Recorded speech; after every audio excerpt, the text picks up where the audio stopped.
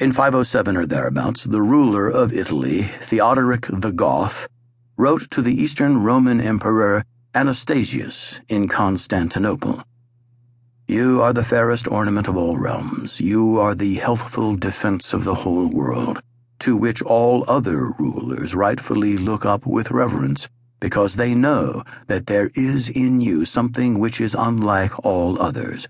We, above all, who by divine help learned in your republic," Constantinople, Theoderic had spent 10 years in the city as a child, "the art of governing Romans with equity.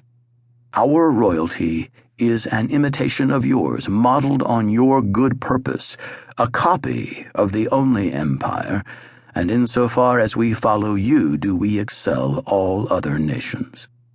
This is an extraordinary letter. To Romans of any era, Theoderic could only have been viewed as a barbarian, yet here we have a Gothic king claiming to be copying Roman ideals. Naturally enough, it's as famous as it is extraordinary, and has often been cited as evidence of Rome's continuing psychological dominance, a generation after there had last been a Western emperor enthroned in the purple. But on closer inspection, it demonstrates a great deal more than that.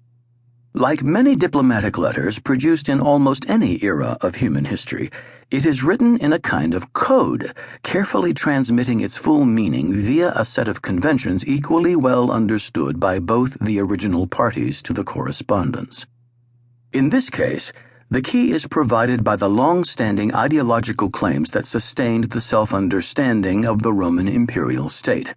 Roman ideologies claimed that the empire's existence was so closely interwoven into the beneficent deity's plans for bringing humankind to its fullest possible potential that it was actually providential divine power which had first brought it into existence and supported it subsequently.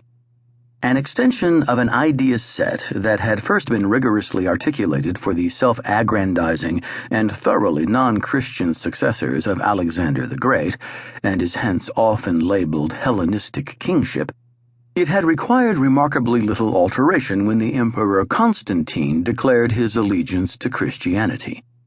The claim to divine support for a divinely ordained mission remained constant. The divinity providing said support was just re-identified as the Christian God, and the purpose of the mission was recalibrated to one of spreading the Christian gospel. Read against this ideology, Theoderic's remarks become significantly less deferential. The critical phrase is divine help, auxilio divino.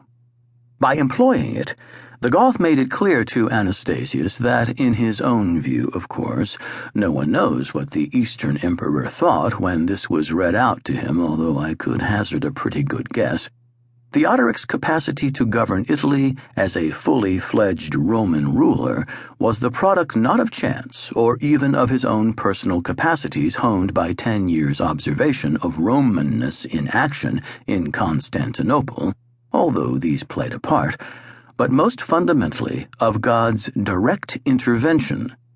The central plank of Roman state ideology was the claim that the empire existed because it was key to the divine plan for humankind.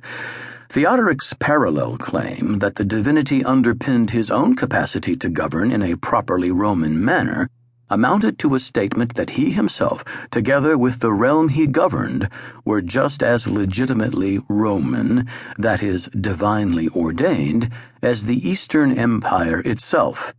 As set up in this letter, Theoderic's Romanness was not indirectly acquired from the Eastern Empire, but directly from God.